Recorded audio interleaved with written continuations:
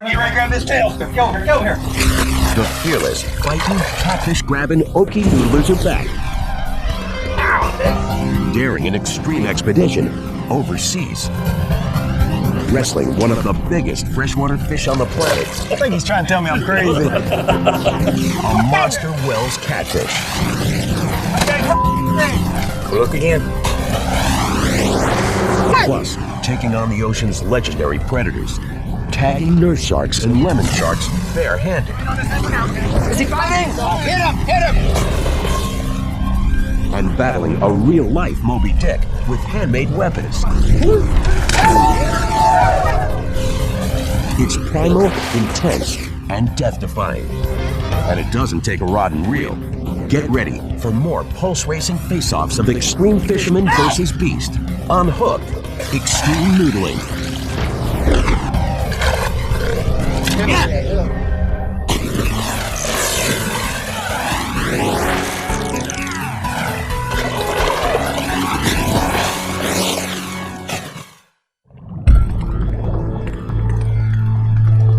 The world's mightiest whoppers. To some adventure anglers, the only way to catch them is to get up close and personal, taking them on by hand. Some call them fanatics, others call them insane. But they're determined to battle some of the most powerful creatures of the deep, risking life and limb. Easy. Catfish noodling. A primal showdown of man versus beast. A dangerous ancient art. Some obsessed fishermen body wrestle some of the biggest river fish on Earth, using only their limbs as a lure. It's no pain, no gain. Noodling actually combines the art of hunting and fishing all rolled into one. It's you one-on-one against Mother Nature. That's a nice one. And now, for the first time ever, one of noodling's living legends is heading all the way to Spain to match his master skills against a notorious river monster with its own legendary reputation, the Wells catfish. Over decades of barehanded fishing, cigar-toting Oklahoma native Lee McFarland has wrangled some huge catfish called flatheads, slimy specimens rarely exceeding 22 kilograms. But now, he's determined to score the ultimate whopper. The 100-pounder, nobody's ever done that we know of. I want one. His chosen monster opponent, a continent's biggest river beast, the European Wells catfish. Reportedly able to reach 3 times the weight of an average noodler, so fierce and fabled, it's known to attack humans. Yet Lee McFarland is undeterred. If I die doing it, I'm doing something I've loved. I don't want to look back on life and say, what if? I want to know I've done everything I could. But for Lee to meet a Wells face-to-face, he's got to go overseas for the first time in his life. In just a few weeks, Lee's embarking on an expedition deep into Wells' spawning country. Even for an experienced noodler, it's a dangerous mission, taking on a massive, biting predator. For the trip, Lee's assembled a dream team of fellow catfish wrestlers, including his best friend and cousin, Mark. He came up to me and asked me about Spain. I thought, dude, what? You serious? No, if he was interested, I was interested. Me and him's tag team together. We've been doing it since we was 13 years old. We know what each other's thinking. We know what each other's move is before we do it. And for the battle against the Wells, Lee's recruited a secret weapon. At 2 meters tall, weighing in at 127 kilograms, Big Josh Garcia brings serious muscle. He calls me Big Indian because big and I'm Indian, and so I can block the deeper holes that other people can't. Over there, those suckers are monsters. I just hope they don't spin a lot. That's the worst case scenario. Get a 200-pound fish spinning, you might not be able to stop it. He might take the whole arm with him. And beyond spinning, the noodlers may face bigger dangers, taking on a fabled man-eater. The Wells' notorious reputation makes headlines. River bathers describe a hulking fish with a gaping mouth, biting at their legs and feet. Few river fish inspire such fear.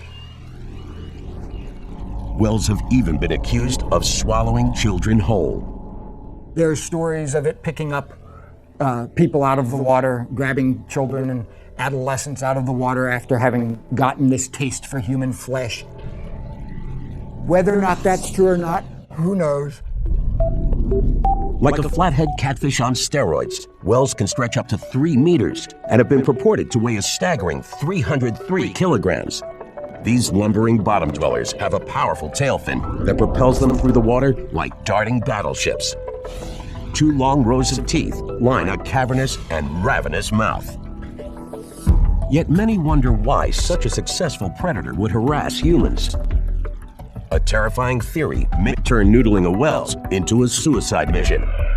Experts believe there's only one motive behind a whale's attack. The fish are defending their eggs, and a noodler's entire strategy is to reach into the nest. With friends, family, and his noodling mentor father, Lee examines his whale's adversary up close. Oh yeah. 205 pounds. Ooh, nice. Hell, they're exactly like ours. Except that bottom fin. That bottom fin. He's got the same back fin, the same side fins. Whiskers are on top. Bottom lip sticks out. that back fin, though, when it comes out of the belly, goes all the way to the tail like an eel. Oh, I see. So he's 10 times more powerful under thrust. I worry about it because he's tight. He don't know when to let go. And I'm afraid he'd allow me to take her. The weekend of the trip arrives. The team is confident they're ready for the toughest noodling challenge ever, Would you go wrestle one? determined to take on a true river behemoth, driven by the quest of a noodling world record. I mean, I'm going to feel like I just won the Olympic gold. You know, the biggest fish and somebody doing something nobody else has done. See you when I get back. Well, good luck. We're going to need it. Yeah, what's going on your tombstone? Why not be a frontier? Call me Lewis and Clark. I'll be Lewis, he'll be Clark. And Josh will be Sacagawea. Spain, here we come.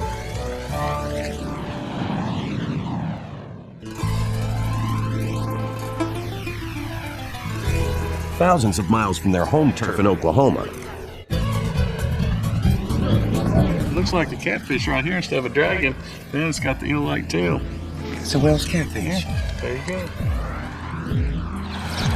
Teeth on it. You don't see that every day. Not in Oklahoma. Try practicing noodling that. See what happens. He got a little more teeth and bigger teeth than catfish. Spain's Ebro River, 250 kilometers outside Barcelona. Accustomed to noodling waters they know by sight and feel, Lee McFarland and his fellow noodlers face unknown terrain. Nearly run out of petrol driving up here. To find their ultimate target, the team needs help uncovering the Wells catfish's favorite hideouts. We're going to have a little look now at some of the areas that we're going to go to by boat.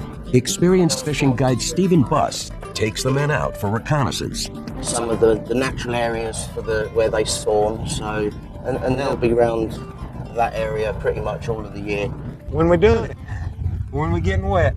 I suppose once you've tried it, you know, you get your experience, that's where you get your bravery from, but I don't know, it's mad. I mean, I just can't wait to see it, really. The team arrives at a known Wells spawning spot. It's time for their first ever noodling challenge on foreign soil. Think there's any catfish in this water? We're going to find out.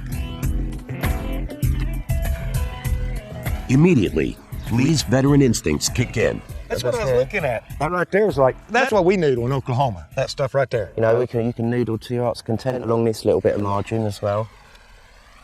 For this sport, Spain's spawning season offers a noodler's perfect storm. Rocky terrain, biting fish, and deep hidden lairs. From spring to summer, beneath these muddy waters, adult catfish fiercely defend new clutches of fertilized eggs, battling and chomping down on anything that comes near them. The noodler's mission? Find a nest big enough to hold a giant Wells catfish. Reach in and get bitten. Against Europe's largest catfish, the men know risks are high and precautions are vital. I want one to tie from me to these guys, and then I'm wanting one to use for the fish.